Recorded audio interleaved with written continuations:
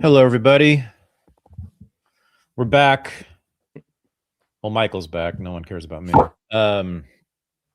It's been a couple weeks. We took a holiday break, and it's too bad nothing much has happened. So I don't know what you want to talk about. Wow. Yeah, just a lot of murder and kidnapping. Whatever. Other things. The beginning of the end of the global American empire. We'll get to that. Killing women.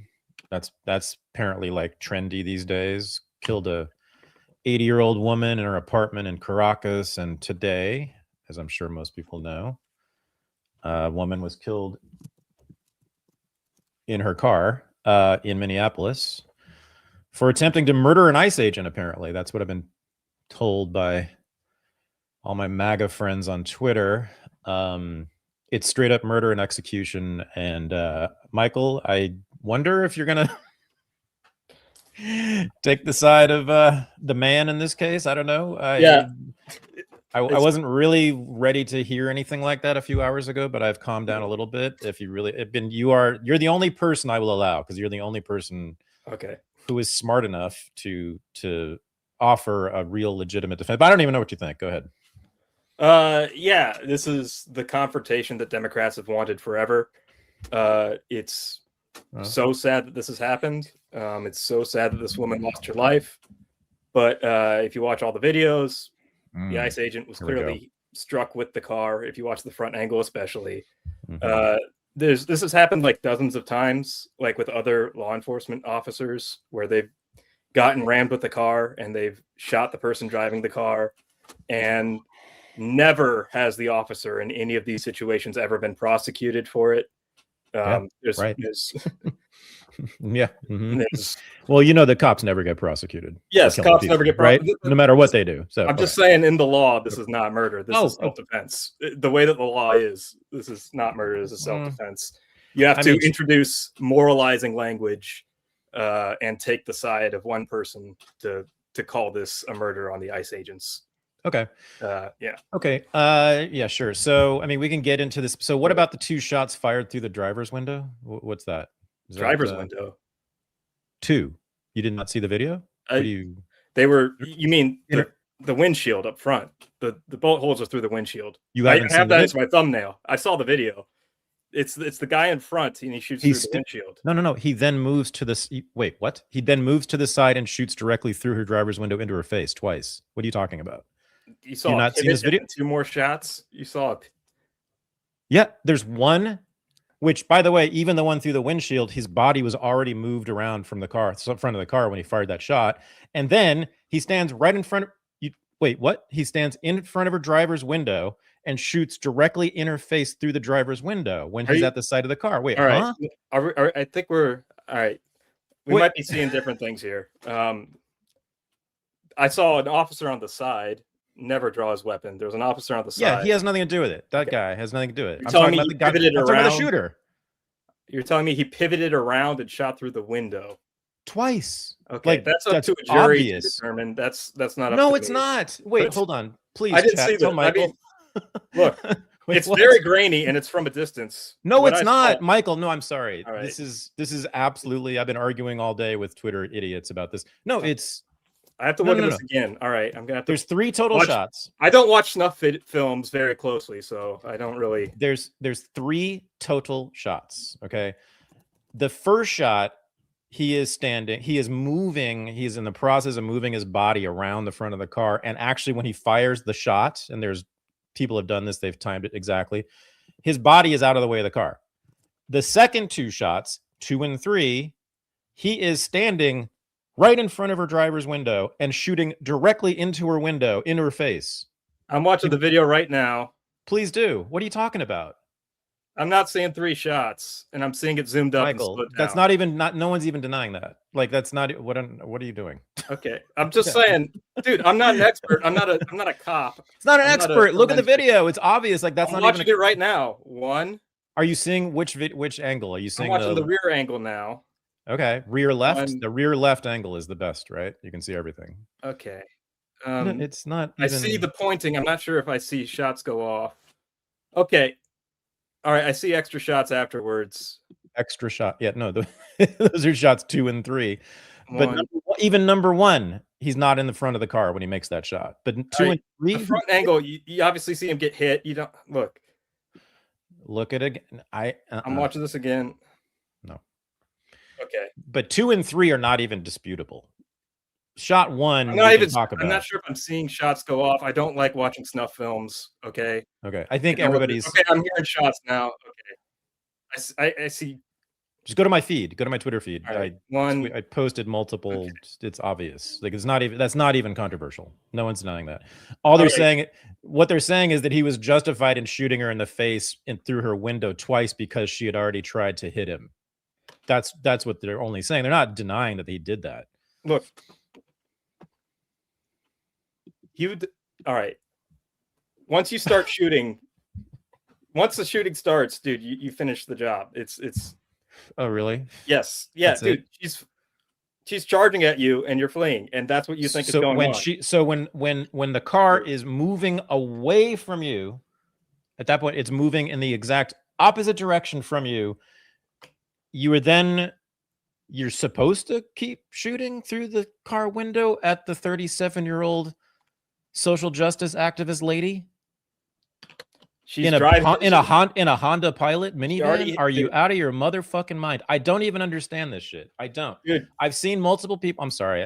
You would have shot if you were the officer. You would have shot her. I know. Fuck this. To the no, I would not have. Yeah, you would.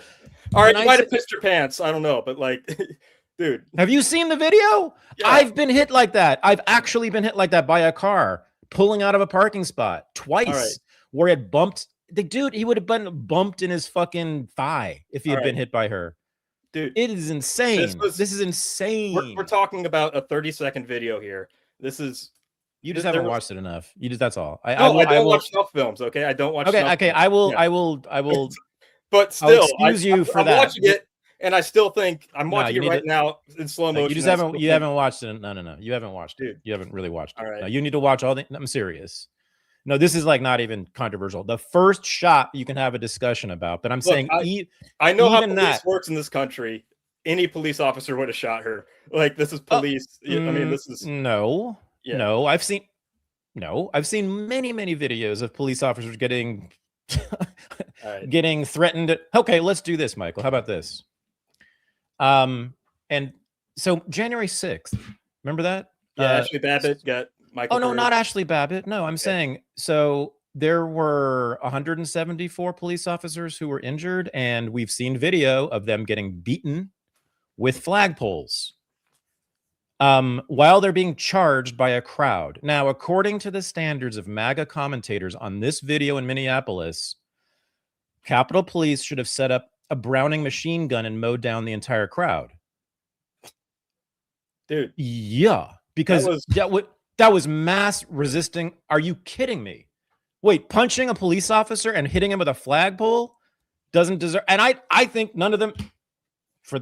Be very clear, I am and I've always been 100% in solidarity with the January 6th protesters, even the ones who beat the cops.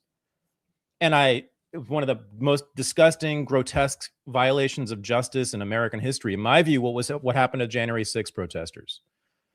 The defendants. I've said this from day zero. People can check my Twitter. I have always said this. But according to your standards and the standards of these MAGA fascists, I'm sorry, they're not smart enough to be fascists. They're thugs, whatever they are. But like, yes, they should have been mowed down, shot to death in the face 4 times, or it would have been justified. My God, dude, this woman, you really think that guy's life was being threatened? She was pulling out of a parking space. The car, when it hit him, was going how fast? 3 miles an hour? 5 miles an hour? It's not in a vacuum, and you don't know what's going on. This is... What else is going on that would justify that? Shooting her twice in the face through a driver's window. Nada. Nothing. No. Nothing. Nothing. Nothing. All right.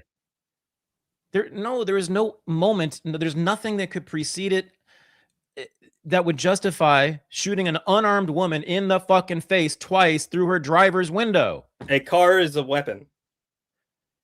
He wasn't in the way of the car when he shot her in the face twice. All right. I can't even.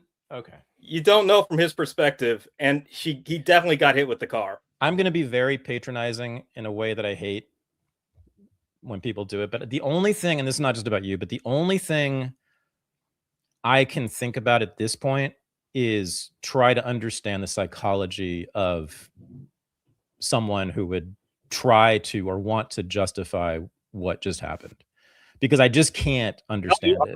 I can tell you with my own words, so you can, if you know. Well, no, you're not talking about. I mean, Okay. I've seen that on Twitter that gets a certain certain types, meaning like MAGA loyalists only the hardcore MAGAs are saying this pretty much. There's a couple of people who are reasonable who I argued with about this, but no, I mean but the seeking to justify it or seeking I've wanting to defend it, or I've done some police training, that part. Split-second decisions. It's really difficult. And seriously, like if you're getting shouted down and you've got somebody in a car who's not complying and the vehicle is accelerating and you've already been hit, you are on the book justified using lethal force in self-defense. He's going to be safe legally. She brushed by him in a minivan as she's pulling out of a parking spot. It's not a parking spot, dude. She was blocking. She had just backed up. She was blocking. She was obstructing them, and that doesn't matter. It doesn't matter. They could have arrested her. They were trying to, but then she pulled away. They were trying to arrest her, and she pulled away. And so tell me what should have been done to the January 6th protesters who were beating cops with their fists and flagpoles. I don't know about the specifics about, and why you don't know. Okay, now you don't know the specifics. I don't know. I don't know the specifics. You don't know the specifics of January 6th? I don't know about the violent, like. Okay. You've seen video, right, of them beating up cops, right? I know about Ashley Babbitt. Which I was all for. I was all for it. I was all for beating up the cops. I have no problem with it. Really? I mean, yeah, and Ashley Babbitt too. Right. How about Ashley Babbitt? Yeah. She was attempting to break into the Senate chamber. Is that not threat with cops inside? Was that not threatening? I mean, that's a narrative, but that's not what was actually happening. Holy smokes. Ashley Babbitt is the same thing. But there are 100 and 200 or 300 people in the crowd that day who should have been also shot in the face, according to this argument. I am blown away.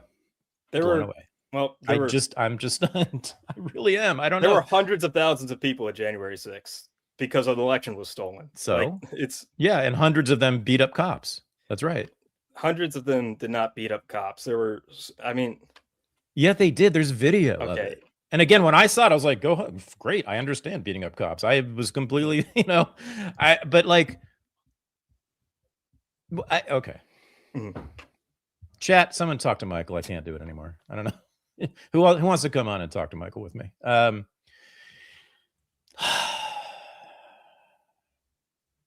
where do we go from here, Michael?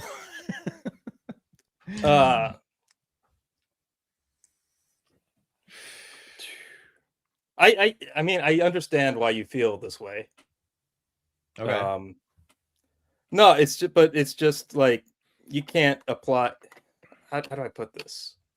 I mean, what is to be done at this point? So listen, let's talk about this. So listen to me. So yes, I'm an anarchist. Yes, I'm anti-cop in general, like generically, as a category, not the people, but I'm against law enforcement in general. I mean, cops with guns, I'm not ever on their side. But so the argument I think I've been hearing from you in MAGA, like I absolutely would agree to it if in other circumstances where, and this has happened, where cops are being shot at by someone. Sure, I get it. Got to shoot back. Get it. If someone is actually trying to ram you with their car, which she clearly was not, sure, I get it. Shooting them. Sure, even in the face. I get it. That's real self-defense. This fucking redneck thug who just got deputized by fucking Trump. Really, racial slurs. You want to throw out racial slurs and try to be I do actually. Okay. I think they are. Basic. I am come from rednecks. I can say this. Yeah. I do. Not the Jews. I'm part redneck, part Jew. Mhm. Although the Jew married a redneck, which is how I got this. So anyway, that's a long story. But yes, no, I can say this. No, they are. They're kind of that type. Is that not okay to say? I think the word you're looking for is patriot. All right. But yeah, sure. ICE agents? Yeah, sure. Yeah. Lovely. They're wearing masks. Oh, and then he runs away, by the way. Then what does the guy do? Immediately gets into a van and drives off. Well, you he tell got- me. he had to You go tell to me the that's hospital. He was you run tell over me- by a car. Hospital? Yeah, he had to get examined. Okay, so you haven't seen the video then. I haven't seen him run off, but he did go to the hospital and was examined. You didn't? Okay, so you just don't know what you're talking. You don't know. You haven't watched the video. He I walks. don't- He walks toward her car and says, "Call 911." Then he gets in a van and drives off. Are you kidding me? I didn't see the end. You haven't seen it. I saw the beginning, but like I mean, I saw a little. Dude, it's grainy and it's from far away. No, I'm not. Look, you haven't seen it. I've There's seen multiple videos I've of him seen walking multiple away. videos, dude. You haven't. There's You a can walk away long with a broken bone. There's long multiple videos of him walking from shooting her to the car when it crashed with her dead body in it and telling people to call 911. And there's another video of him walking down the street, getting into a van and driving off. I don't know what you're saying. Like, what? You just haven't seen these videos. That's okay. I can understand that, but Look, for my own protection, I try to watch as little snuff film as possible. Like, that's not an come on. Okay. But seriously, I did look at this, and I mean, enough to. I've looked at a lot. I've heard, No, when I saw the headline, yeah. When I saw the initial headline, when it came on my email, it said CNN or somebody said, and I think it said, ICE shoots woman after being rammed or attempted ramming. I actually thought that had happened because I know many anti-ICE protesters are perfectly capable of doing that. Hey, I thought it was an actual someone really got into their car and tried to ram an ICE vehicle. In which case, yes, I would have been like, okay, well, hey, I think she was trying to flee. I do think she was trying to flee. Okay, so the other thing you haven't seen is the first thing they yell at her when they start walking toward her car is "Get out of here! Get out of here!" because she was blocking traffic. That's right, she was blocking traffic. Of course, they said, "Get out of here." So what did she do? She turns her wheel to the right and starts to drive away from them, and that's when he shoots her. All right. So I thought I heard "get in the car," as in they're arresting her. That was the last second, but they're walking up to the car and she's not opening her. She's not getting out. She's saying, "Get out of here! Get out of here!" Then she backs up. Then they try to open the car door, and then she drives off. Oh, she turns her wheel to the right and drives in that direction. Yeah. Look. Oh no, it's just not even. Now, if you want to adhere, like, I don't want to get into a who's right contest on this. I want to like talk practically. Like, here, I think we're not going to see the same eye to eye on this. We haven't seen the same on a lot of these issues on this particularly charged issue. What's not true, Thad? No, Jeremy Heck. I thought they were yelling, "Get out of the car!" This is. People just haven't watched the whole video. The first thing they yell at her is "Get out of here! Get out of here!" Of course, right? Because she was blocking traffic. It makes sense that they would say that. And then when she didn't immediately get out of her car or whatever, or leave, she starts to back up. I don't know why. Which obviously she's not a threat. She's not trying to hurt them by backing up 2 feet to, I guess, adjust her car so that she can leave. And then she starts to pull away. They also have guns pointed at her. They have guns pointed at her. She's freaking out. She's panicking. They didn't pull the gun until she starts moving forward. And for backing up, it could be to adjust the steering wheel to run them over. On the job, that's what you might be thinking. She turns the wheels all the way to the right. Not all the way. And yes, she does. And not look at it all the way. I'm watching. Okay. That's all the way. Look, from the front, you don't know that. And once you're being told to get out of the car. Are the wheels turned to the right when he shoots or not? Yes. All right. Now I have to go slow-mo and watch a snuff film again to find out the exact second. They are, everybody. This happens so fast, dude. I'm just saying. Yeah, which is why we shouldn't be invading neighborhoods to kidnap people and with guys in masks with no badges on, no identification, with guns, who are ex-cops, who just are doing this. They're mercenaries. They were hired, right? Last year. Trump put out those notices offering whatever the salary was to get these guys, get these guys a new side gig. And we know this, they're very amateurish. I've seen so many videos of ICE agents acting like just amateurish thugs. They just are. Like, I don't know what else to say. It's also, yeah, it's also part of the job. That's true. If your job is to kidnap people, you're generally not going to be like a lovely, well-behaved person. That's their job, is to these are professional kidnappers, right? That's what they're doing. That's the job. No? Yes, that's the job. Professional kidnappers. So the wheel's not turned all the way to the right. They're professional kidnappers. That's what they took the job to do. They took the job to go kidnap people. All right, this is ideological language. This is, I could say they were hired to expel foreign invaders. Okay, kidnapping is the first part of that, right? Of a deportation, you kidnap someone to deport them. All right. Now you can argue whether the deportation is necessary. Look, sure. you call them kidnappers. I call them homeland defenders. It's an ideological word battle here. But do you really think that, Michael? I just don't. Yeah, can't. Dude, in this tens case, of millions of people came across the border. Nobody voted for this. Yes, seriously, we did. I didn't vote for it. Well, dude, if Joe Biden said I'm gonna open, he denied opening the border. Literally, half the country is Democrat. Half the electorate is Democrats. Correct. Half the Democrats want immigration. Have always said this. Love illegal immigrants. They do. They love brown people. We know. Not like this. Not like this. And they lie about it. They did vote for it. Look, they did vote for it. They did not. They did not vote. Half the country. This is why Labor went to Trump. Dude, they lied about this. They said half the country wanted more immigration and totally voted for it. And you know that. Why not are you for the lawlessness that we got, because they had to deny it on the campaign trail. They denied it. Lawlessness. They blamed Trump for the open border. They blamed Trump for the open border. They said that Trump is what's the lawlessness? The lawlessness is ICE agents. What they're doing. Where's the lawlessness of the illegal immigrants? Where's that happening? When they where are they shooting illegally? People in the face? Where is that happening?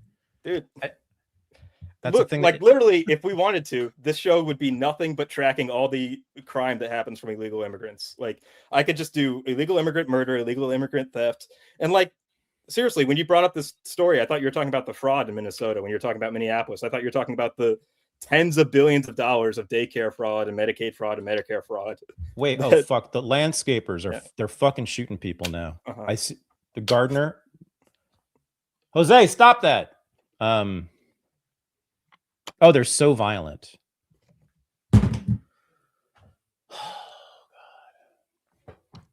Okay. How about this? We pivot. Yeah. Because okay. Actually, there is a bigger story, and it's actually I think it's looking to be like it might be the biggest story in American modern history. Certainly in my lifetime.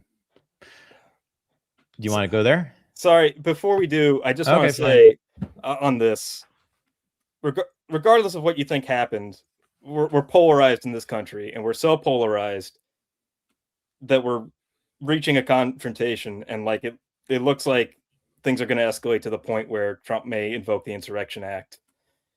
I think literally Tim Walz is talking about using the National Guard in some way to counteract ICE agents. He's being very vague about these statements, but he's talking about the National Guard is on warning that he might deploy them to restore peace against. And the DHS is fully, and Trump and the whole federal government is standing behind this ICE agent in particular. And they are not going to stop enforcing immigration law. And really, we haven't even seen the amount of enforcement that's going to come. The tens of thousands of new ICE agent hires, that actually starts this year. They were hired last year, and they were trained, and then they get deployed this year. They've been trained to kidnap people. Trained to expel foreign invaders. Kidnap people. No. Those guys don't do the deportation. They do the kidnapping. They just put people in a van and take them to where they get deported. That's again, We need to remember, we need to remember what these guys' job, they're not even law enforcement officers. They're kidnappers. That's all they do, right? They're just doing deportations. They're not enforcing all the law. That's the only job they have. Am I wrong, anybody? Like, that's all ICE agents are doing. And that's all they were hired to do, is to take people and put them in a van and drive them away. That's all they've been doing, right? So that might speak to the mentality of said ICE agents. The kind of person, because a lot of cops don't want to do that, the kind of person who would take that job, lowest form of life after a vice cop. Vice cop's always the worst, always the lowest form of life. But a professional kidnapper cop, they're not saving kittens from trees or helping little old ladies cross the street or defeating the bad mugger guy. No, they've literally mostly been rounding up Home Depot workers, landscapers, and taco makers. And we know this. They've arrested very, very, very, very few actual criminals. If they were actually just arresting criminals and deporting criminals, who would argue against that? Except the most anarchist among us, maybe me. But even then, I'd be like, well, yeah, I get it. I can't argue against that, even though I want basically no borders whatsoever. Like, yeah, sure, if they're an actual murderer, I want something done to them. If you want to deport them, fine. No one would argue. The problem is, Michael, that's not what's been happening for a year. We know this. We've seen this. We know the people. It's just overwhelmingly, it's non-criminal people who have been deported. I would say 60 to 70% do not have a criminal record outside of... Criminal record, meaning like a violent criminal record. That's what we should care about. A DUI matters, dude. Okay. Well, in that case, what do we do with American? What do we do to American citizens who have DUIs? We throw them in a cage. No. I'm saying this is people who are right. No, forever though. We should then treat them how? Because this is what these people. Well, American citizens are different than illegal immigrants. American citizens are different than they have a right to be here. It's different than somebody who crossed the border illegally, is committing Medicare, Medicaid fraud, so is defrauding taxpayers. Like, seriously, this is not even slightly hyperbole, and I think everyone will know that I mean that this is right when I say it. The vast majority of the people that they have deported have contributed far more in terms of labor to this country than damn near any American under the age of 30. Stack it up. Contributed to making America great, building things, making things, serving us in all kinds of ways. The vast majority of the people they have deported, kidnapped, put in vans, and sent to places like El Salvador, that's all they do is work. We know this. Illegal immigrants, even more than legal immigrants, because they know that they can't misbehave, because they know that they face deportation. That's why 99.9% of them are the most law-abiding citizens in our country. Though they're not citizens, they act better than our citizens. We know this. We know this from statistics. The murder rates, the homicide rates, the crime rates among illegal immigrants is lower than any other group in this country. And that's who they've been deporting. Yeah. Brought to you by the Cato Institute, ladies and gentlemen. It's just a fact. No, these are facts. That's a fact. Dude, they don't. Dude, blue cities don't report immigration status when it comes to crimes. Wait. Are you saying illegal immigrants come here and just hang out? They don't work? That's why they come here, is just to sit on a... This will play out. Like, I mean, yeah, a lot of illegal immigrants do undercut the labor market and do... Okay, sure. Right. Fair. Do the work that you don't want to do. Nor that I want to do.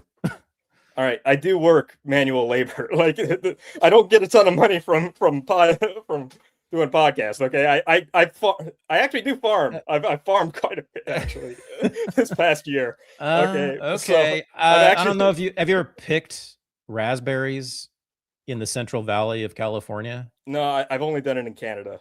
No, you haven't. It's the worst. It's the worst. It as every day as your job for years. No, you haven't. Look, you can pay, dude. I know how farm work works. You could pay people an actual wage You could pay people an actual wage and it won't drive up the cost it's the worst. They haven't figured out the technology. It's still the work. You have to bend over all day in a hot field. Like, it's still the worst work in the country that we have. It's possible to pay people a reasonable wage and not drive up the cost per unit of this stuff. It's the worst corporations undercutting the American worker. It's always been this way. It's sure, if you paid them what Silicon Valley coders get paid, I would imagine there's plenty of Americans who would pick raspberries, but they don't, because that's not what the market does. That's not what the capitalist system has done. Which is, I have no problem with that, by the way. That's just the way the market works. People don't want to do that work. Wow. Look, there's going to be massive deportations, regardless of what either of us say. And we'll just see what happens to the labor market. We'll see what happens. Will Americans this woman wasn't even an immigrant. She was born in America. She was a white lady from Minnesota. Unbelievable. Sorry, I know, it's really sad. It's really, really sad. This shouldn't have happened, but no, it's not just you, it's the rationalizations of it that just really, it's hard for me. It's like, it's similar to the rationalizations of killing children in Gaza. Like, I sit back and I watch people who I know make rationalizations for it, and I can't understand it on its own, so I have to think psychologically, and I can only speculate. But I'm just left like, you can't listen. That's for sure. In the one case, yes, I am. In the one case, it's like defending, not you, but many people defending the killing of 20,000 children, which there is no, to me, rationale for that ever. But they have spent 2 years doing it, and I just sit and watch them. And again, many of them I know, many of them I used to count as friends, and I just am just kind of like stunned by it. I don't even, in a way, know how to respond. I'm not sure there is a way to respond. I just think, oh, we're just built differently, and that could be it. I mean, I just have a different psychological makeup that makes me whatever I am. And they would call me, well, they do call me a fag, and what did they call me today? What they've always called me, I forget. Anyway, yeah, I am a fag. Proud of it. Sorry. I'm sorry to yell at you, but damn, I didn't expect you to go this hard. And I was, I'm sick of the dehumanizing rhetoric towards ICE agents. And I'm sick of people calling them the Gestapo. I'm sick of why they're cops. Wait, you come from used to be an anti-statist. What happened? All right. You understand, right? That's the thing. That's what's weird to me. Like, you get it. You get my arguments. You totally used to be in them, used to be a part of it, right? I never heard you make them, but apparently you used to, right? I told you what happened last year. I called the police on a black person and saved his life, so I'm starting to get a little bit more pro-cop. Okay. I have become more pro-cop actually myself in the last several years. You know, I used to be like really not friendly toward, but no, I totally think that many people should absolutely be in prison forever. I think other people should I'm not even opposed to, believe it or not, state executions in very particular cases. Having consumed quite a bit of what's it called, real true crime recently, like, I'm like, oh no, there's definitely people that I think it's just fine to kill them, because they've admitted it. The evidence is overwhelming. No one's denying it. They killed 30 people in their woodshed and, some farm in the woods in Arkansas or whatever. Yeah, no, they should go. But this is not even close to that. This is not even remotely anywhere near that. Now the children in Gaza they all definitely were criminals. But well, all right, practical advice. Wow. Yes, sir. Still love you. Don't obstruct law enforcement. Practical advice. I know. I've been told that today. I know. Thanks, guys. I didn't know that. I've always told my son to be as provocative as possible in front of cops. Yeah. I've always recommended that to all my friends. Whenever you see a cop, punch him in the face. It's cool. Nonetheless, same with draft resistance. I say, if you resist the draft, you're going to go to prison. So maybe it's not the best idea. And at the same time, draft resistors are my greatest heroes. So, what are you going to do? What are you going to do? Resisting arrest in many, many cases, not always, but many cases, is a virtuous act. In my view, draft resistance to state violence is always virtuous. And I wish more people would do it. But then again, I also understand why they don't, because the state will often kill you for it. No matter the level of violence, even if you're turning your Honda Pilot to the right as you brush by a cop, even that will get you killed, I will tell my son and my friends. So maybe don't do it. Maybe we should just be completely compliant to the law, no matter what it's doing to us, even when we're trying to storm the Capitol building because they stole the election from us. Maybe don't even do that, right? Because, you know, apparently liberals are so pussy, they only shot one of you for that, when they could have shot apparently 200 or so of you. So don't even do that, MAGA.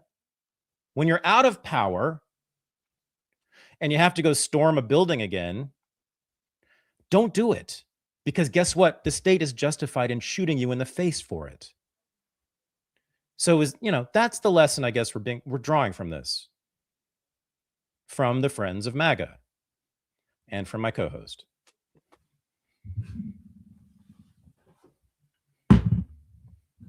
I don't like it when the cops shoot people in the face. I just don't like it. It just really, really bugs me. I am very sensitive to that. I always have been.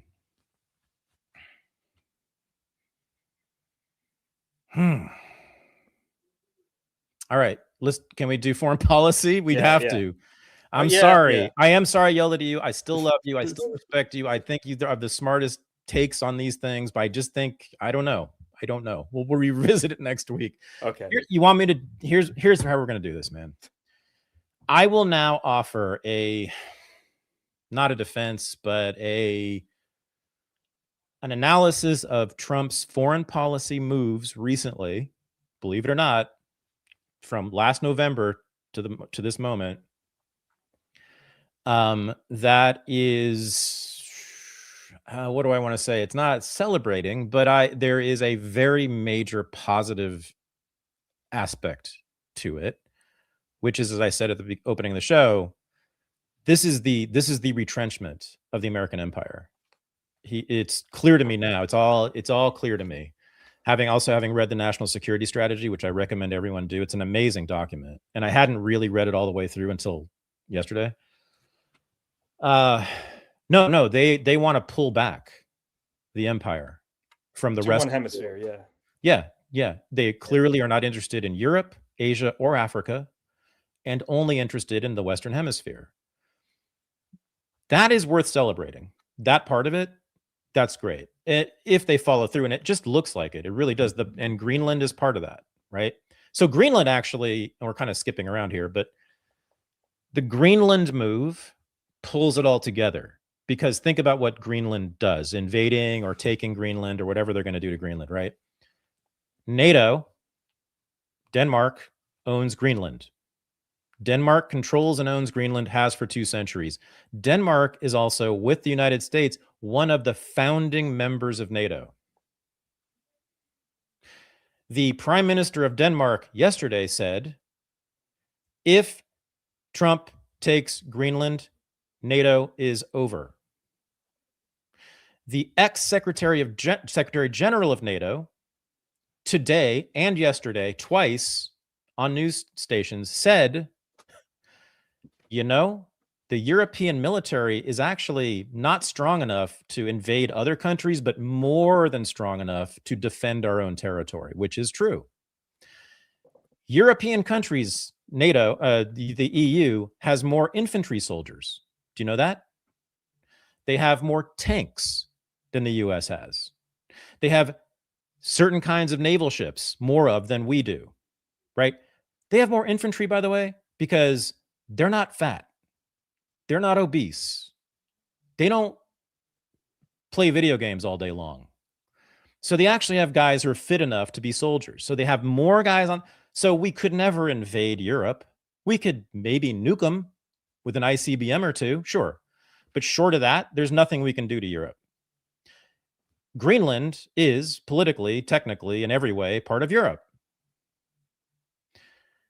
If it came down to it, and this is what he called for, This is the Secretary of General of NATO, the ex one, the former one, saying this is war if it happens. He says it should be war. And he said we should prepare to defend our territory. He said, I'm like, this is NATO talking to NATO. This is the U.S. talking to its. I mean, this is the U.S. talking. This is the ultimate breakup. Oh, and that's the other word they use. Both all of the NATO people are saying, "Oh, this would be a divorce," but maybe more. So, but think about that, right? So, by taking Greenland, you're doing two things simultaneously. You are securing, in his mind, I mean, it's still secure, but in the mind of Trump, you're securing the Western Hemisphere permanently, which there is a point to that, right? Because the political status of Greenland could change. But if the United States owns it, we have a permanent base there, right? It's permanent territory that we can defend. And leaving Europe twice simultaneously. Those are two things. Leaving Europe and taking the Western Hemisphere, so that it's an exact key in the lock moment in the process of the retrenchment of America, the American empire. The retraction, the retrenchment, the withdrawal, which is what I've been begging for and praying for my whole life, the withdrawal of the American empire from half the world. Okay, that part is fantastic, worth celebrating. I'm not going to give him credit for it because it's all the reasoning behind it is nuts, but not nuts. I never say nuts. It does not, it's still murderous. Okay, so the reason is it's murderous is what we've seen. He's already killed a whole bunch of people to get this process going. Now, I will say so far, and this is something that people haven't really talked about, as much as I am disgusted by Trump's foreign policy moves over the last year, his body count is nowhere near that of the liberal presidents. The liberal presidents and a couple Republican presidents too, their body counts are in the millions, right? And there's many other presidents with body counts in the hundreds of thousands. And I mean civilians, right? Much bigger wars of choice. Iraq, Afghanistan, Vietnam, Korea, all clearly wars of choice that killed millions of people, okay? Led by basically liberals and progressives, and the Bush administration was like progressives, right? Neocons, whatever. Their body counts are way, way, way more than Trump's. They killed way more people than Trump has so far, okay? That's another thing to say. But it's still killing people. It's still killing people to secure the Western Hemisphere. Not yet in Greenland, and maybe hopefully that will be some kind of peaceful transition where Trump just buys them off, although I don't see that happening either. But, you know, Rosa Gonzalez. You know Rosa Gonzalez? Yeah. So she was 80 years old, grandmother, and living in an apartment in Caracas, near in the same neighborhood as the Maduro residence. And a Hellfire missile went into her living room in the middle of the night and killed her. We now know that something like about 80 other people were also killed. I'm sure some of them were soldiers, although even that, I don't understand why that's justified in killing soldiers in other people's countries. But anyway, many civilians were. The government of Cuba said there was 35 Cuban forces killed. Oh, I know. Of course, sure. I'm sure there was. Yeah, of course. Who's surrounding the president of a country? Yes, it's. All right, that used to be a right-wing conspiracy theory that Cuba was supplying Maduro with security. Okay. I guess everybody might have known that, but no. That's, I think, okay. No. There's no denying. No. The relationship between Cuba and Venezuela has been established by leftists. Like that's who, because they got excited by it. They were like, "Oh, look, there's an alliance, a real alliance between countries in Latin America that can buck Uncle Sam," and that was between Cuba and Venezuela. No. We've known they've been like co-partners in this thing for decades. Okay, so even though the retrenchment of the empire, the remaking of it as a hemispheric only empire, great if you don't have to kill people. So what I want to ask you, and here we go again, Michael, is not you, but I mean all of MAGA, the entire Trump world, whatever. Was it worth killing Rosa Gonzalez?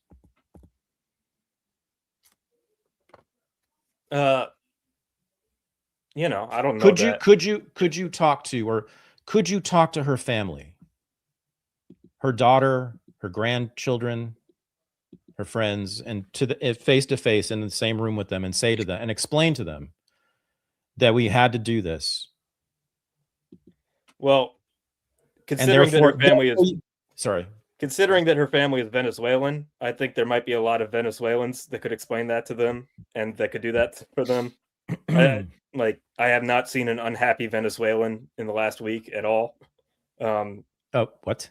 The mass protests in the street. What are you talking about? Mass protests. I mean, I've seen like motorcycle gangs, but they filled streets in the Caracas. Are you kidding? No, come on. Okay. Again, we're just short on facts All here. right. So there's not really any disputing that the country is basically split. You know, there is a major faction in Venezuelan politics that is anti-Maduro, anti-Chavismo, the whole thing, for sure.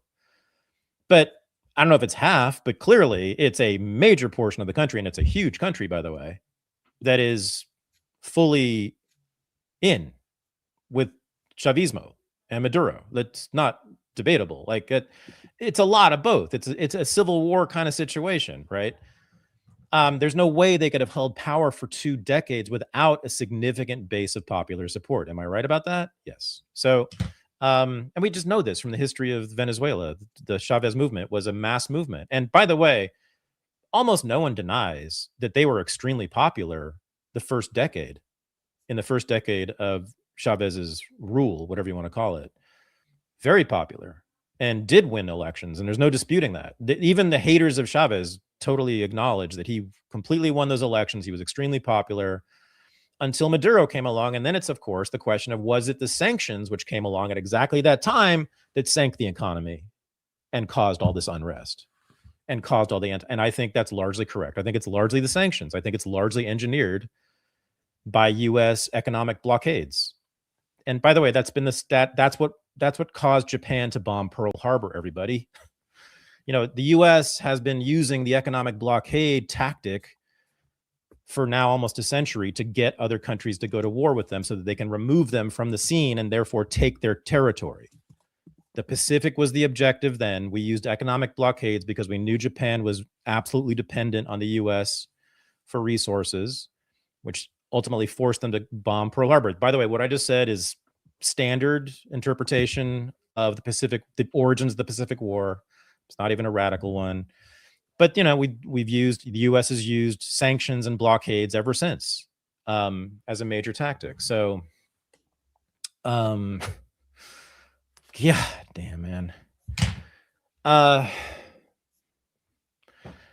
It's just ridiculous. Like, why can't we just trade with Venezuela? They're happy to trade with us, always have been. Why? Why can't we allow them to nationalize their oil? By the way, I thought, like, you guys are nationalist populists. Why was it so bad of them to nationalize their oil? Right? That's the main beef. Isn't Trump a nationalist populist? Don't we believe in nationalism, MAGA? Well, they nationalized their oil. That's right. They seized control of the oil underneath their own earth. Isn't that what MAGA's all about doing? That's what Venezuela the second letter? did. What's the second letter in MAGA? Okay, fine. So, okay, then, so we are acknowledging that there is no other consideration for us other than America's interest, how we perceive it, right? We will kill anybody, we'll do anything to anybody else. We don't give a fuck about any other person. And by the way, the possible blowback from that, if it serves America's interests, if it makes us wealthier and more powerful. Is that it? I'm going to yell at you this entire fucking program. Go ahead.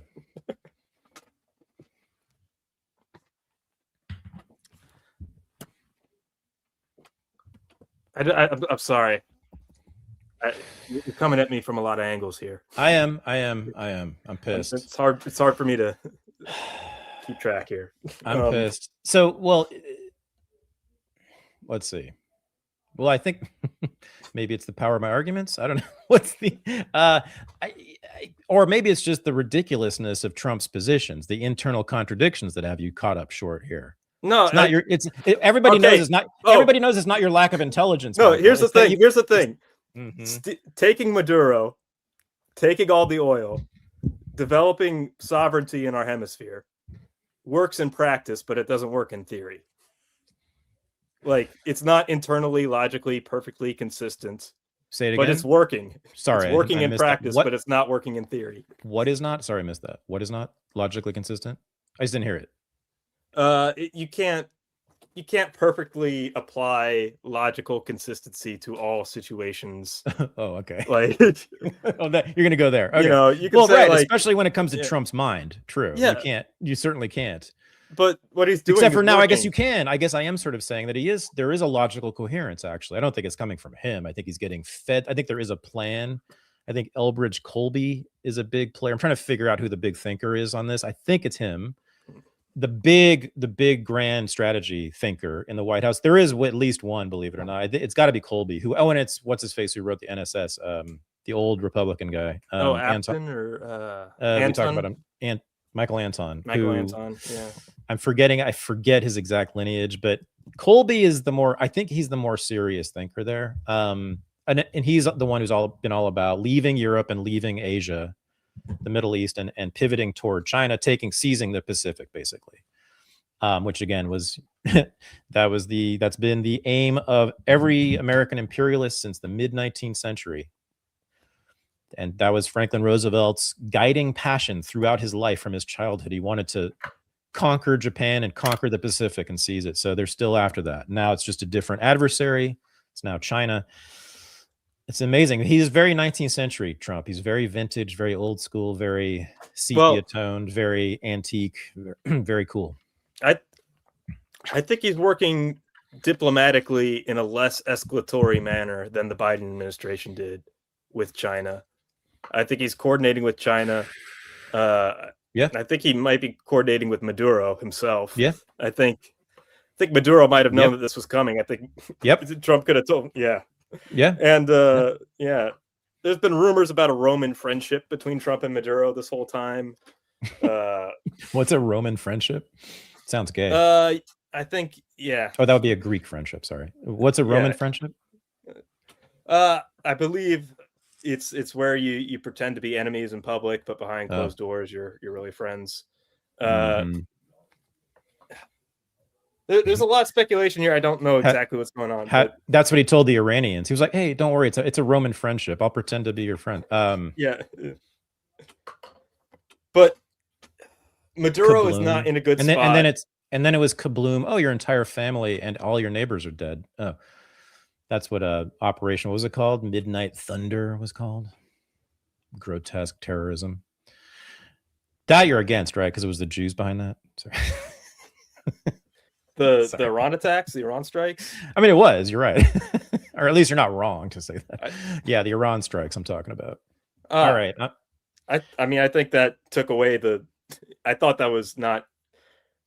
I mean, it looked like it was Netanyahu, but it really wasn't. And I mean, it's both. It's always both. It's never just Israel, by the way, everybody. Like, that is anti-Semitic stupidity. Israel simply does not have the power to be the dog wagging our tail. They're the tail. It's just that we obey the tail too much, more than we need to, for various reasons. A lot of it's emotional blackmail. I'm now diverting into talk about Israel, but just quickly to say that, right? The emotional blackmail of the Holocaust, Norman Finkelstein, Holocaust industry, that whole cultural thing that all Americans are brought up in to feel terrible about that more than anything else, that and slavery, right? And so therefore always think of the Jews as a sacred, protected class of people, which then extends to Israel, no matter what it does. Anyway, back to this, right? Yeah. Will he leave the Middle East, though, is the question. Is the retrenchment going to include that, is the question. Yeah. There were some American troops killed in Syria a few weeks ago. Oh, yeah. Mm-hmm. Yeah. And that begs the question, why are we still in Syria again? Mm-hmm. But on this Maduro thing, the press conference afterwards, where they started hinting at that they will take out Colombia, they'll take out Cuba. That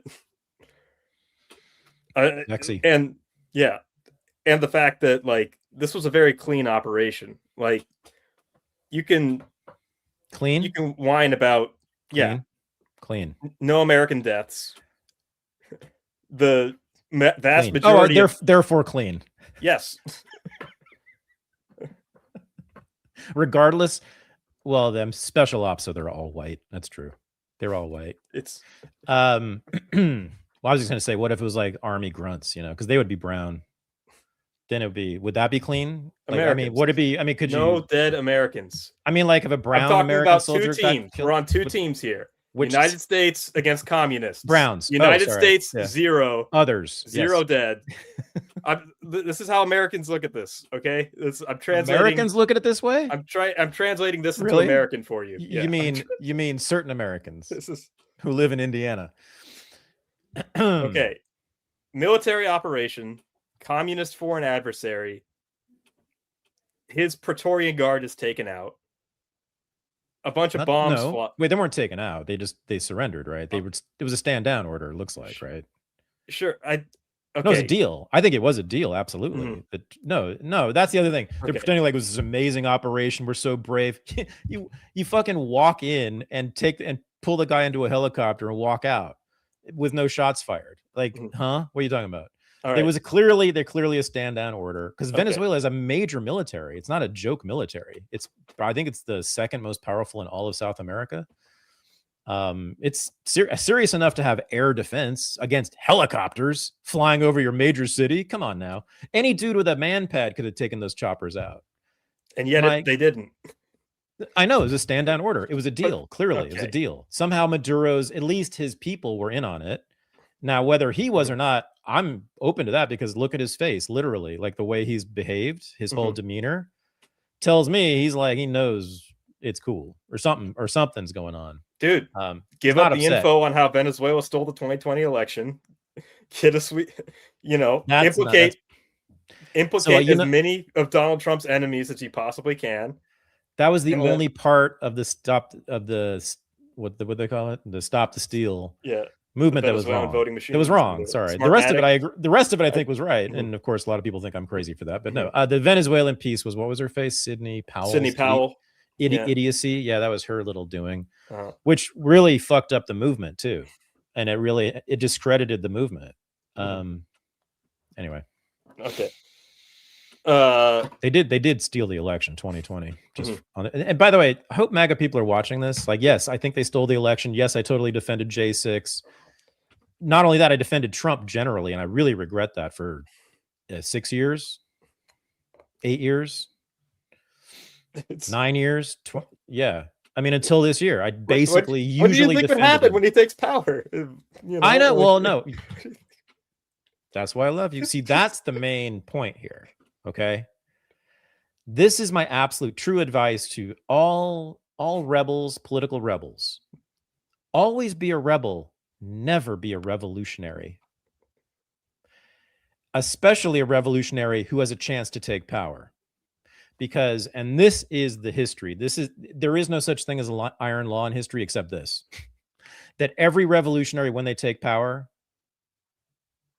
kill people, kidnap people, incarcerate people, punish people, silence people, censor people.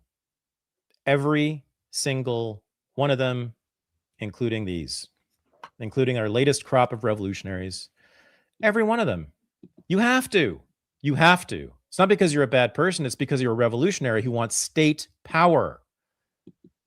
And that's what the state is. The state exists only for one reason. And what is that? It has the monopoly on legitimate violence.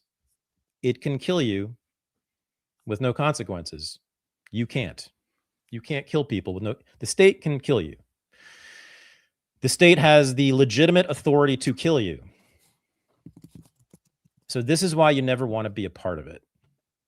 And this is certainly why you never want to lead it. This is why you have to lead it. This is why you have to be a part of it, and you have to lead it. The only revolution that would make any sense from my point of view is what Ron Paul was suggesting he was going to do, which was as soon as you take power, you dismantle the power. I don't know what would have actually happened if Ron Paul had become president, but theoretically, sure, that's the only kind I would ever endorse. Is the revolution that blows up the Death Star, not tries to take control of it and use it for its own good purposes. There ultimately really aren't good purposes for the state. It's just the use of violence, either the threat of it or the actual use of it. The threat of violence basically is what keeps this society moving. It's what keeps people obeying the law, right? That's the reason we obey the law, is because we know if we don't obey the law at the end of the day, even if it's just jaywalking, they can put our bodies into prison. Violence. Guys can come up to us, try to put us in a van. Oh, and if we resist them, they'll shoot us in the face too. So don't ever be a revolutionary, kids. Oh, I mean it. Unless you want to kill people, you're going to end up there. You're going to end up, if you're a revolutionary, if you're successful, your victory, your reward will be you get to lock up people and kidnap people and kill people, because you have to, as the state. That's what the state does to exist. Whew, okay. Next. Otherwise, you're the one getting kidnapped and killed. Does everybody like Michael's new house? I think it's awesome. Yeah. It took a long time for the movers to put that piano in. God, I wish I lived like that. Yes. So, sorry. I know that we're jumping all around the place here. It's my fault. My fault. But you talked about the United States retreating from Africa, and I just wanted to bring this up since we've been on break for so long. Well, at least prospectively, they haven't retreated yet. Yes, right. Yeah. The bombings in Nigeria, taking out ISIS in Nigeria. Oh my God, right. Now I want to say this in the context of Maduro. These two military operations are overwhelmingly effective and overwhelmingly popular.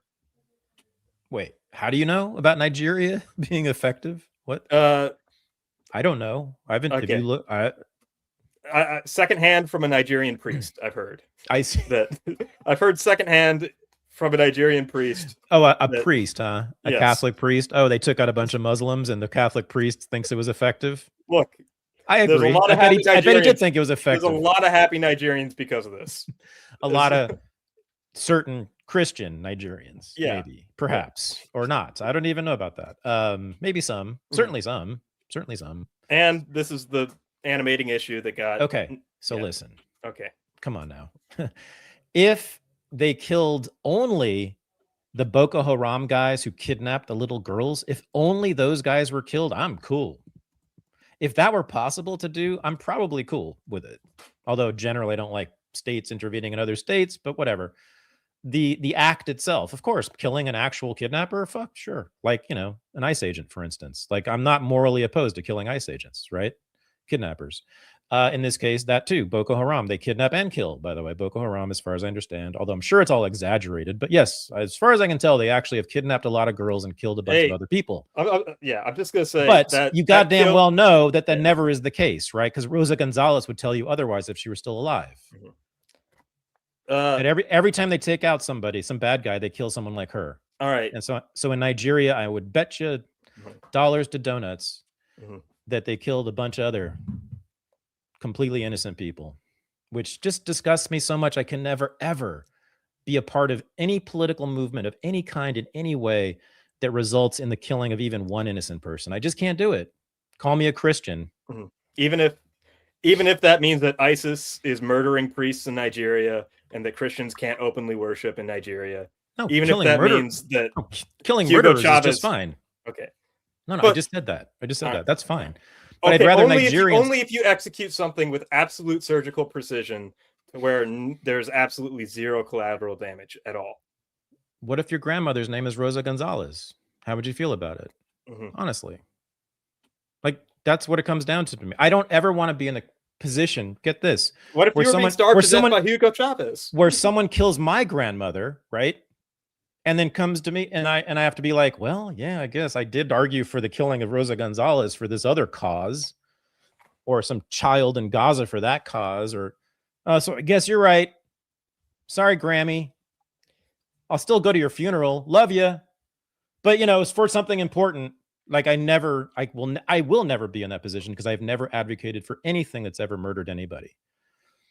And I'm very happy about that. Not proud. I'm just happy that I will never be in that situation where someone can come to me and say, oh, sorry, Thad, we had to put you in prison for a really good cause. And I have to be like, oh, you're right. I did argue for putting someone else in prison, didn't I? This is where anti-statism goes. It's a psychological condition, state of mind, which I think is a good one. I like it. It just gets you in a lot of trouble, but it's that's what it means. To be a fundamentally anti-statist means to be psychologically that way as well. And some people aren't capable of it because they don't have any, and I'm not talking about you. I mean, people like ICE agents, people like cops and prison guards. I mean, they generally just don't have that feeling. Doesn't make them better than them. We just are different. Some of us are whatever that is, sensitive. Some people would call it empathetic. Some people will call it being gay. Some people, I don't know, but like whatever that is, I have it, and true anti-statists have it. And some people, unfortunately, many people don't. And that's who the state hires to kidnap and kill. Anarchism 101, ladies and gentlemen. Okay, I seriously have a problem with the anti-ICE rhetoric because it's going rhetoric? To get the calling for the murder of ICE agents, saying that I don't mind. Not calling for it. I don't mind. Saying that you wouldn't, that it's not, there's nothing wrong with killing an ICE agent, or, morally, no. Calling them kidnappers, even. How's that disputable? That's not disputable. I mean, look. What? No, that's what they do. I've been through Libertarian 101. I know all taxation. Have you really? I want to see this. I want to see the CV on that. I'm not sure anymore. I don't know, man. Can I see some recommendation letters from your libertarian teachers? Because I can write an essay to get me in the Mises. Did you use AI to write all your essays in that? Yeah. Like, can you? You really did read what's it called, Man, State, and Society, or not? Did you? I haven't. But what? You took our anarchism. You took our anarchism course. I know that. Yeah. I was one of the proponents of having it be a thing. Great course. Great course. We're going to do it again, by the way, soon, everybody. Great. Definitely coming up soon. Yeah. What I'm saying is, in practicality, in the real world, that's only going to get more protesters killed, and it's only going to get more immigrants killed. Oh, well. Look, I hear you. I hear you. Shot into that ICE facility. He killed migrants. And I saw security cam footage of ICE agents running in to save migrants' lives, running into gunfire to save migrants' lives. I hear you. Yeah, I hear you. And they don't have empathy, apparently. They don't think that those are human beings whose lives have, well, okay, I'll put it in. They ran into sniper fire to save migrants' lives. I saw that. Well, it's kind of like what I have to say to the 14-year-old Palestinian kid, in the West Bank. Like, Mohammed, you're very likely to be either killed or incarcerated for decades if you throw that rock or shoot that gun at that IDF soldier. I really don't want. I don't know. What do I say to that kid? What if you shoot? But if you do, Mohammed, if you do shoot that fucker in the head, do I think it's immoral? Hell no. Clearly no. Is it? Even to my own, forget absolute morality, whatever. My own personal Thaddeus Russell ethics, no, it's not at all. Of course not. He's what? You agree with that, don't you? No, you don't?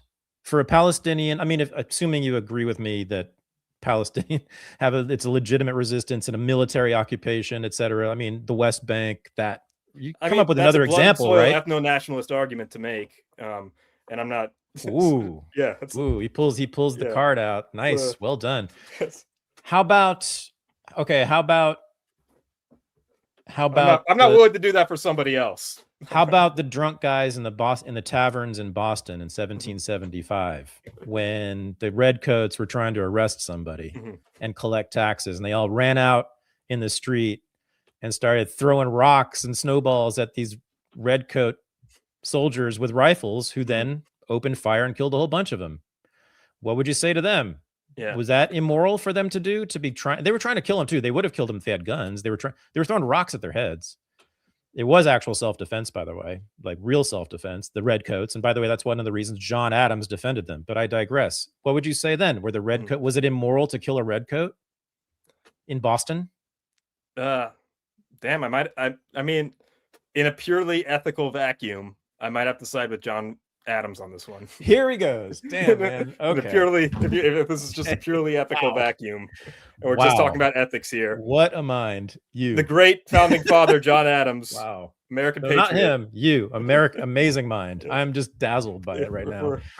But I'm just saying, you can do, man. In all practicality, this rhetoric has done nothing but put lives in danger. Like, it's put migrant lives in danger. I hear you. And it's put protesters' lives in danger. I hear you.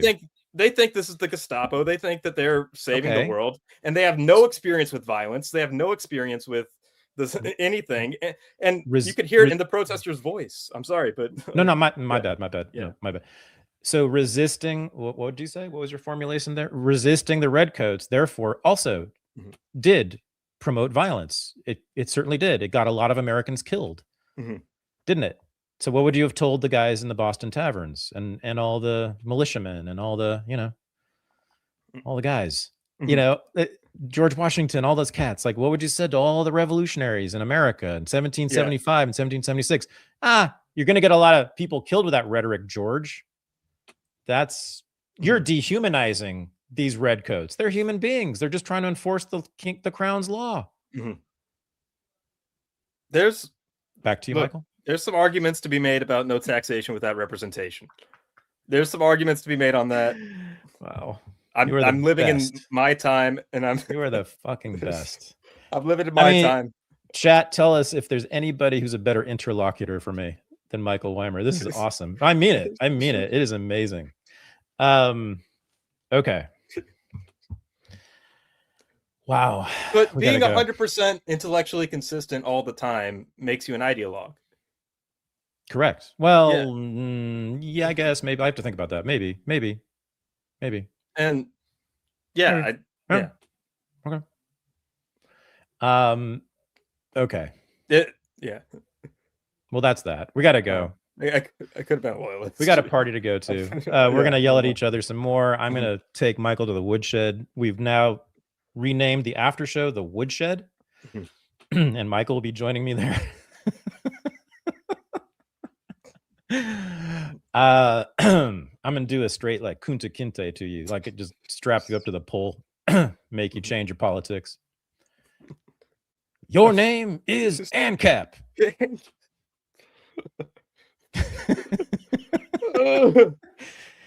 name is ANCAP, there's no justifiable use of violence. No justifiable use of violence. Your name is anarchist, boy. No aggression. And you just you will hold on to that fucking ancient name of yours no matter how much the man whips you. Because for why, Toby? Why? All right. We've done enough here. Yeah. Can you put the if you want to join us in the woodshed, otherwise known as the after show, just be a Substack subscriber. Which you should have done anyway. And if you haven't, you fucking suck. And listen to this. I mean, this show, this changed lives. I'm sure of it. So become a subscriber. But no, hang out. It's after every unreported show. It's just a party on Zoom. We hang out. It's great. And also, Substack. My Substack is chock full of articles and videos, and unregistered podcasts is now housed exclusively on Substack. So if you want to watch or listen to the unregistered podcast, you know what to do. And God, it's cheap. All right, gotta go. Enough of my capitalist chilling. Back to saving lives, as we do. Or try to do. I don't know what I'm doing. Michael, you are truly amazing, even though you really get under my skin. Because you get under my skin sometimes. No, really, it's awesome. Awesome. Thanks. Awesome. Thank you. I hope people are entertained. Oh yeah, no. Well, given the numbers growing, I think they have. Yeah. Okay. It looks pretty nice tonight. We had a really good crowd. All right, All right, man. Love you. See you in a Sweet. minute. Yeah. Peace. I will peace. I will say I am trying to be. I am trying to be honest. I know you are. Okay. Are you kidding? Okay. Okay. Thank you. Bye. Bye.